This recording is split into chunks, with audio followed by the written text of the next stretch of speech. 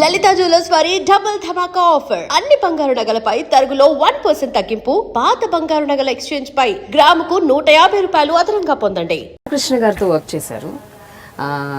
బాలకృష్ణ జనరల్గా చాలామంది చెప్పేది ఏంటంటే బాలకృష్ణ గారు is a highly energetic, jovial, very అంటే ఫ్రెండ్లీ పర్సన్ అని. సో మీ ఎక్స్పీరియన్సెస్ ఏంటి? I second every word of you. అవునా?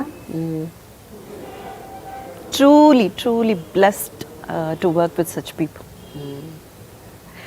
Very jovial. అస్సలు నేను so and so big star feel ఎంత ఏం లేదు. లేదు. ఇప్పుడు మళ్ళీ లైన్లో వర్క్ చేశాను ఆయనతో. అప్పుడు అదే అనడం, అదే హీ సో ఫ్రెండ్లీ. మనకు ఒక వార్మ్త్ ఉంటుంది ఆయనతో మాట్లాడిన కొద్దీ. We don't even feel his big stardom, ఒక పెద్ద స్టార్ అన్న ఫీల్. ఆయన నుంచి దూరంగా వచ్చి నిలబడి చూస్తే కానీ మనకు తెలియదు. పక్కన ఉన్నంత వరకు ఏంటి మన ఫ్రెండ్, కమాన్ చల్ అన్నంత అంత ఇదిలో ఉంటుంది. కొంచెం దూరంగా వచ్చి నిలబడి ఆయన చుట్టూ ఆయన అనే మనుషులు వచ్చి చేరి అవన్నీ చూసిన, ఇంత పెద్ద స్టార్తో మనం ఇన్సేఫ్ కూర్చుని ఇంత క్యాజువల్గా మాట్లాడా, మై గుడ్నెస్ అని అనిపిస్తుంది. I know, true. Very friendly person, very friendly. ఒక విషయం చెప్పండి ఇంద్రజ, మీరు ఇండస్ట్రీలోకి అడుగు పెట్టిన టైంలో, అంటే మీరు యాజ్ యూ సెడ్ నాకు ఇండస్ట్రీ తెలీదు, కొత్తగా సినిమాలు చేయటం అది ఇదని, ఆ టైంలో ఎవరన్నా did they take advantage of you? అంటే రాంగ్ మూవ్మెంట్స్ ఇవ్వటం, మేకింగ్ యూ ఫీల్ వల్నరబుల్, ఇండీసెంట్గా బిహేవ్ చేయటం, ఇలాంటివి ఎప్పుడైనా మీరు ఎన్కౌంటర్ అయ్యారా as a part of your career? Proposals అయితే చాలా ఉంటాయి. So I would not call it as just because I'm a newcomer and I'm a lady, వాళ్ళు నాతో అలా ప్రవర్తించారు అని నేను చెప్పలేను. ఎక్కడ పనిచేసినా ఒక విమెన్కి ఉన్నటువంటి ప్రాబ్లమ్స్ ఇది. మన మీడియా ఒక్కటే కాదు, మీరు ఒక ఆఫీస్లో లేదు వేరే ఎక్కడో పనిచేస్తున్నారు, ఎక్కడున్న women and if you look beautiful, your attractive, ఇలాంటివి జరుగుతూనే ఉంటుంది. అవన్నీ పెద్దగా పట్టించుకోకూడదు. వాళ్ళు ఎంత డీప్గా లేకపోతే మనకు మరీ ఇబ్బంది కలిగేటువంటి ఒక విధంలో ప్రవర్తిస్తున్నారు అన్నప్పుడు తప్ప మనం పెద్దగా దాని గురించి పట్టించుకోవాల్సిన అవసరం లేదు. ఇటువంటివి కొన్ని టీస్ చేయడాలు, ప్రపోజల్స్, అవన్నీ అలా ఇట్స్ పార్ట్ ఆఫ్ లైఫ్ అంతే. అది మీడియా ఒక్కట్లోనే. అలాంటివి కాకుండా సంథింగ్ వెరీ సీరియస్ లేదు. ఎప్పుడైనా అలాంటివి సీరియస్ ఏమైనా ఎన్కౌంటర్ అయ్యారు? లేదు. Because I have no such desire. వీళ్ళని ఉపయోగించుకుని మనం పైకి వెళ్ళగలమా, లేకపోతే ఈ ఒక్క విషయాన్ని పట్టుకుని మనం వేరే ఏదైనా సాధించగలమా? నాకు ప్లాన్స్ ఏం లేవు కదా. See when you get in to a problem అంటే మీరు అందులో వేరే ఏదైనా మనకు కావాల్సినటువంటి పాసిబిలిటీస్ ఏవైనా మనం గెయిన్ చేసుకోగలమా, మనకు కావాల్సిన విషయాలు ఏమైనా మనం దగ్గర చేర్చుకోగలమా అన్న ఆలోచన మీలో వచ్చినప్పుడే you go deep into it. So మీరు అంబిషియస్ కాదు కాబట్టి? నేను I'm not at all. I'm never been into the number 1 race. అసలు రేస్లోనే లేదు నేను. నిజం అదే. వస్తే చేస్తాను, రాలేదా ఓకే కూర్చుంటాను అంతే. I'm as simple as that. So నాకు ఇప్పుడు ఎవరో నాకు ఒకరు వచ్చి ప్రపోజ్ చేశారు, నేను ఏమైనా సమాధానం చెప్పాలి, లేకపోతే నేను దానికి రియాక్ట్ అవ్వాలి కదా. నేను రియాక్ట్ అయితేనే మళ్ళీ అది పెరుగుతుంది. అసలు రియాక్షనే లేకపోతే యాక్షనే ఉండదు. అంతే కదండి. అసలు అవసరమే లేదు. నా అవసరం దీనికి లేదనుకుంటానని ఆయన వదిలేస్తారు. Okay happy. అయితే 98, 99 నుంచి అనుకుంటాను వరుసగా మీ సినిమాలు ఫ్లాప్ అవుతున్నాయి. 97, 98 అని మీరు యాక్ట్ చేసిన ప్రతి సినిమా. నేను 99 తర్వాత తెలుగు చేయలేదు అసలు. 2000లో మీరు నిష్క్రమించి 2000 నేను మలయాళం ఇండస్ట్రీ వెళ్ళిపోయాను. అప్పటికే బై 99 అంటే 97, 98, 99 టైంలో లేదు.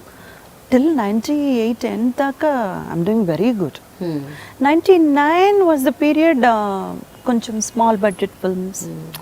అంటే ఇది ఇంకా తప్పదు కదండి, మీకు ఐడియా లేనప్పుడు, అసలు బాగా పైకి రావాలన్న ఎటువంటి ఒక క్రేవింగ్ లేనప్పుడు, దాని గురించి ఏదో ప్లాన్ చేసుకోవాలి, మన కెరియర్ని చక్కగా మనం దిద్దుకోవాలి అన్న ఎటువంటి ఆలోచన లేదు.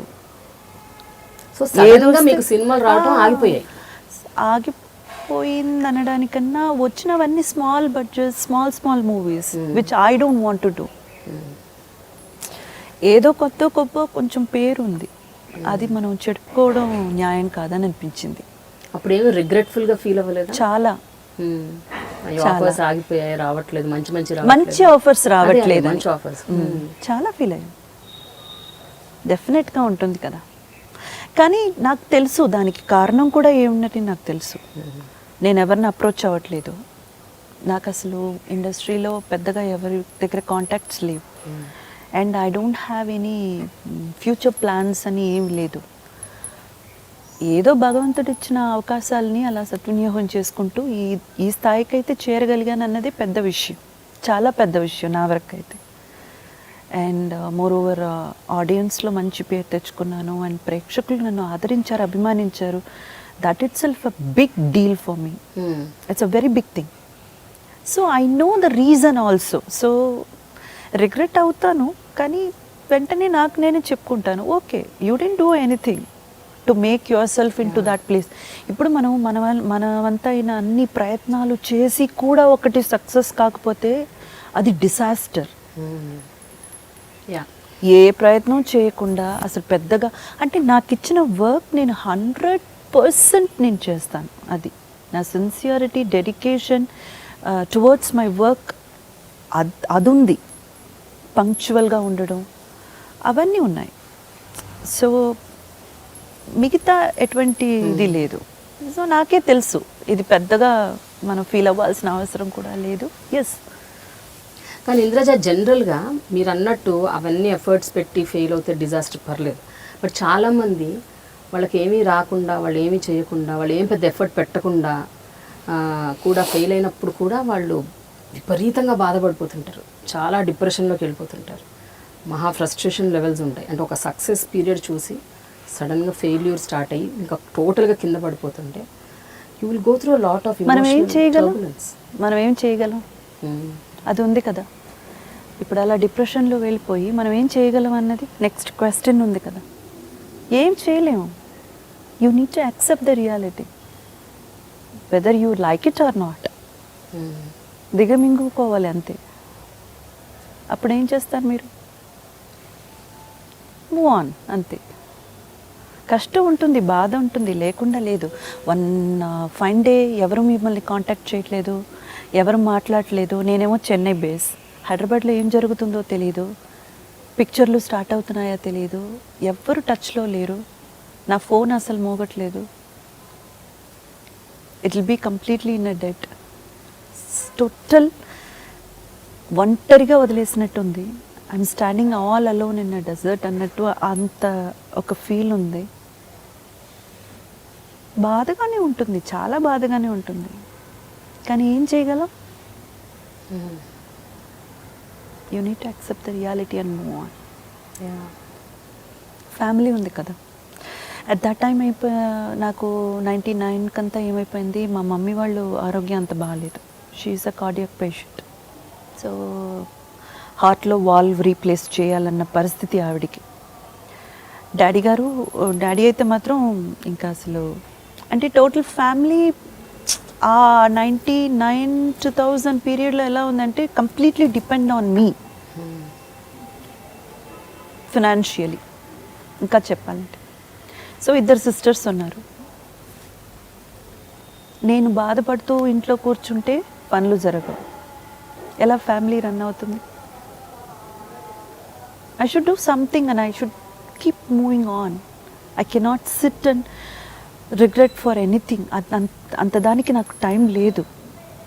ఈచ్ అండ్ ఎవ్రీ మంత్ మనకంటూ ఉన్న ఖర్చులు మనం చూసుకోవాలి.